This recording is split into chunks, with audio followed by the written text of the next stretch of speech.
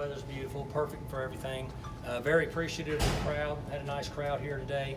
I just told the players I liked how they competed. We got a lot of work done. Got to do a lot of different things. Quarterbacks got a lot of throws, and defense got to play a lot of man coverage, and so it was a very beneficial day for us in a lot of different ways. For me personally, it's interesting watching some of the young players that hadn't been out in front of a crowd compete in our system, just to watch how they reacted. So overall, it was a great day for us. They've got a couple weeks here of not really anything athletically, all academics to finish up strong in the classroom. Trying to back up that 1,000 APR we got last year. So we're really pushing these guys to finish academically. And then Coach Glass will take them in strength conditioning in June and July. Assistant coaches will all have their meetings with their players on Monday, and then they'll be out on the road for 5 weeks spring recruiting. So the cycle just continues to turn, but we had a good spring. We stayed healthy. I was really pleased with that, and we got a long ways to go in a lot of areas, but we made some strides over the last 5 weeks. Mike, what did you like most out of the two guys sort of at the top of the quarterback? What did you like out of them today? Well, I thought they were effective in running our system. It's easier for me to say what I didn't like. I don't like when they're backing up and throwing the ball. That's when they get into trouble. They have to learn the speed of the game. And so Drew had 2 times. One time that should have thrown a pick when he was backing up, and then down the goal line he did it. And Spencer did the same thing. So they still have a little bit of I'm going to make something out of nothing all the time. They've got to get out of that system. They got to play within our system. Particularly Drew, in the 2-minute drill at the end, it was first down. We got the ball on the 3-yard line. So defense made a good call. Defense makes calls, offense makes calls. Sometimes defense makes the better call. They made the better call there. Just throw the ball away. We got second down. We got plenty of time. So other than that, I thought they competed and really played well. I thought their throws were pretty effective and accurate for the most part. Was what we saw today similar to what you've seen out of them in practice throughout the spring? Very similar, yeah. We had a big scrimmage a week ago, and I was pleased because we didn't have any turnovers. And we had a turnover today. So those are things that we have to eliminate. Last year we got hurt at times turning the ball over, and we were penalized. And so we've worked hard, and hopefully we're better in those areas. We'll continue to work in August. Some of your better teams might played with a real edge, like Brett Pettigrew and those guys in 08, and then Vladimir Bruschetti and those guys on the championship team. Do you think this team is that a priority for you to have these guys play with more of an edge? We need not dirty, but nasty. Yeah, we need to compete. A lot of that has to do with players up front. Sometimes skilled players can get you into that fashion, but more so the guys up front. So hopefully with Coach Dickey that it'll start up there. Same thing with Greg and Joe Bob defensively. We should be able to get some help from our corners. They're mature players. They're pretty dang good. They've been around now, so we should be able to get some of that from those guys. You said the other day, you want them to be more angry when things don't go well. Do you think this collection of guys can be more along those lines? Well, I don't know. I mean, I want them to compete, and what that means is that their preparation to get to that point and then play with a little bit of an edge in the games and play that way consistently. Even when they make a mistake or something doesn't go good, they have to continue to play that way. So we'll know a lot more as the season goes on. It's really hard to tell in a situation like this, but that's the direction we're going, and that's where we hope we get to. Quarterbacks, even though you had a quarterback competition a year ago, it wasn't like this, and that you had both guys together in the spring. How do you sort of see the management of this playing out, especially as they go into the offseason where obviously quarterback leadership is kind of a big deal? No different than what it's been up to this point. Last year, I said from day one that Taylor was going to be our quarterback. He just had too much experience and understood our offense, and obviously he's a pretty good player. But this year, you got 2 guys that don't have any experience at all, and their reps have been equal. There's been days that Spencer's played better. There's been days that Drew's played better. And again, they need to learn to orchestrate and distribute the ball in our offense first, and then get into making plays on their own, which is what we talked about earlier. They need to work the other direction. They understand that. Game moves fast out there. It's very a lot easier said than done. So we'll let the thing run through the summer and into August, and as soon as we feel like that we know that the guy that gives our team the best chance for success, and then we'll say you're the quarterback and move on. For you making that decision, I mean, you mentioned turnovers, can't turn it over. Is that sort of when you think about those things that are of your highest priority in making that decision? Is that one of the top ones? Sure. What's sort of the rundown for you?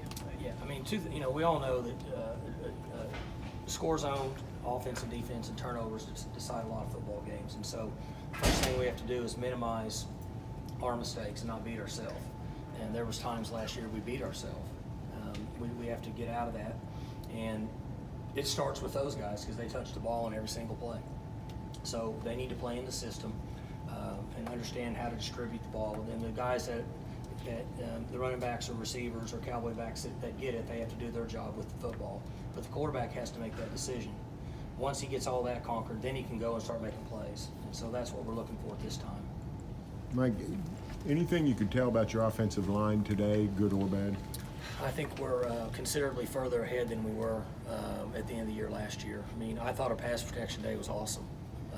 And just watching it, I've noticed it over the last 2 weeks. But the second group, I don't think there's anybody on the second group that's ever played college football. And they're protecting fairly well against a defense that's somewhat aggressive. So I was pleased with our offensive line. It's tough to tell when you're in a thud mode running the ball because you can't tell if they stopped them for a 2-yard gain or an 8-yard gain. But for the most part, if I was evaluating them in protection, I thought it was excellent today. For those two quarterbacks, how helpful is it to have a guy like John Woods have a safety net that he can reach up and grab a ball across the middle for him? Well, Jelani should develop into being a really nice player for us this year. He's one of the guys we talked about last year, and if you remember, I said he's probably a year away from starting to show up consistently, and he's now starting to show up. He's really changed his body in here, and he's learning to play the game. He was a quarterback forever, so he's making that adjustment. He's become a better blocker up front, and we like the Cowboy back position and what it brings to the table. And it is a good card for the quarterbacks to play because they're close to him, and he's got a big body, and he got long arms. This format of a spring practice instead of a spring game, can you see yourself doing this again, or is it kind of a team-by-team basis? Oh, I would love to be able to play a game, but I want to be able to benefit the fans and then also our team, and can even sacrifice the team for the fans. But if we would have split up the offensive line and defensive lines, we would have had to have been so vanilla in the game that it wouldn't have been fun. It wouldn't have been fun for the fans to watch.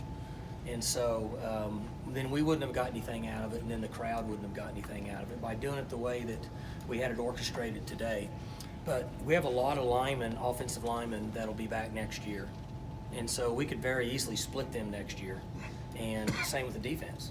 So it's more so up front than it is in the back ends. I mean, wideouts, we can tell them what to do. DBs and stuff, play man, you got that guy. It's not that easy, but for the most part. Up front, guys moving around, twists, stunts, protections, different blocking schemes, pulls, it's not quite as easy. So I would like to think at this time next year we'll be able to have a game. Mike, how he's been so far this spring? He's had a good spring. He's didn't do much last year. I said this a month ago. CJ's changed completely. I think he's gained 30 pounds, so his body's changed. He's learning to handle it and body control and all the things that the guys that play wide out here have to do in order to be successful. And so he's growing into his body and learning.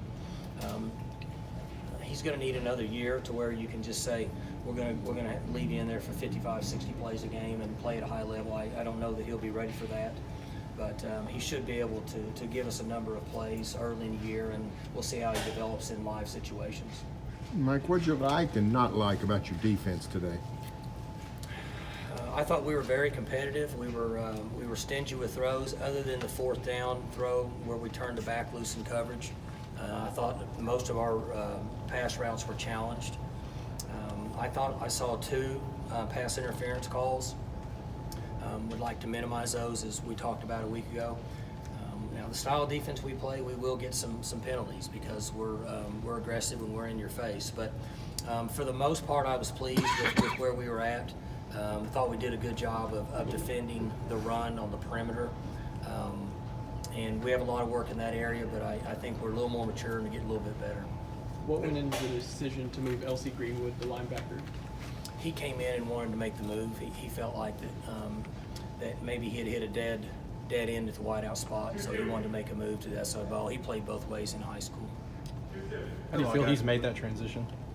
It's way too early to tell. He's just trying to get lined up right now, so should know a lot more 3 weeks into August. He's just trying to figure it out. What'd you like or dislike about Chuba's performance this spring? Well, overall, he had a really good spring. I don't know that I kept up with how many carries he had today, but Chu's in good shape. He's in good position right now to have a good year. Did you see any maturity from him being that number one threat at run back? Yeah, he's maturing now. I mean, I saw him start to mature and take things over in the bowl game. So he needs to be a leader. I think he will. And it's easy to lead if you're a good player and you have skill. Players will tend to follow you. And I think his attitude will be really good. He was very quiet last year, and he's somewhat coming out of his shell. How's your defensive line shaped up during the spring? How do you feel about that? How they what? How's the defensive line shaped up? They're doing good. They're young. They're immature. They don't have any experience. So that'll be a work in progress. Every year you have positions that you hope they get better each week, and then when you get into conference play that they're playing at a level of 75 to 80%. But you know, are they going to be at a point where they played as effective as our guys did last year? No, they're too young. They're too immature. But they should continue to get better, and hopefully they'll play better earlier than what we think. Going from such a veteran group at that D-line, who do you see being kind of the leader of this group coming in right now in the spring? Well, you know, we don't really have, veteran players are guys that have a lot of experience in games, and we don't really have many guys that have that experience. So they're all young from that standpoint. They've worked hard in here in the weight room. They've developed their bodies, but I'm hoping the numbers that we have will allow them to have enough stamina to play hard, to make up for what a Darian Daniels did, or a Brailford, Cole, Walter Sheehan. Those guys were good, solid players, and hopefully the numbers that we have here will allow us to get back into that sometime in September, late September, October. I know it's just spring, but would you be willing to play two quarterbacks this next season, or is it just way too early to tell? We could. If somebody wins the job, then we'll certainly say you're the quarterback. If not, if both of them earn the right to play, then we could very well play both. What was it like having all the old guys back, or alums, I should say, back? It's good. The only thing that's different now is we don't get a chance to spend time with them because we're recruiting. So they came back yesterday morning, and they had their golf outing, their luncheons. They spend time together at nights, and so we're all recruiting, so we don't get to be with them. But it's good that they're here. That group continues to grow, which is exciting for us. Prior to us starting this 6-8 years ago, we didn't have one. Oklahoma State football didn't have an alumni group. So we've gone from there to where we are now. Rod Johnson is taken charge, and he orchestrates and does a great job with it, and the players like coming back. Well, he surprised us. We'd certainly like to have him back out there, but we're immature there. We don't have anybody that's ever played a game there. So some maturity there would help. Whether we have to move Stoner outside at certain times, that's been a discussion. We'll just wait and see what happens, but when we get into the middle of August, we have to make a decision and go with it. The good news with Stoner is he can play every position. So if we needed to make a move, we certainly could. How is McCoffman and his just confidence in his knee at this point? I hate when people put percentages on things, but he looks like to me he's about 70%. Because he'll take off and run and kind of forget about it, and then he remembers it, and then he doesn't run as hard. So I would guess that he'll get a lot better by July in just the wear and tear. Plus, he's still wearing that brace right now, so it's hard to forget about it. So I think that he'll get better. Do you guys have sort of a standard on when that brace comes off? Is it an amount of time? Is it a... They do it on a machine they test for strength, and all that's way over my head. But once it gets to a point where they're satisfied that the strength going this direction and that direction is good, then they can take it off. Is there any timetable on when Trayson might be able to play again? He's got another procedure coming up, and then they'll make that determination. Good. Mason Rudolph said on the big board today that he was here to get you a haircut. Your thoughts on that? Well, he's always got something going on. He came back in town to see all of his friends, I'm sure. But he does look good. He's got, it looks good. He's slim. He's muscular. It's good to have him back. Aben was here with him, and Lacey and James, I guess. So but it's good to have those guys back. Mason is a true Cowboy and loyal. You know, he loves his place. And I had a recruiting meeting going on today in my office a couple hours before the game, and a family in there of about 6, and they came banging through the door and kind of took it over. At first I thought it might be a negative, then I realized it was a positive. So no, he's a good guy, and he's going down as if not the best, one of the best to ever play here. Good.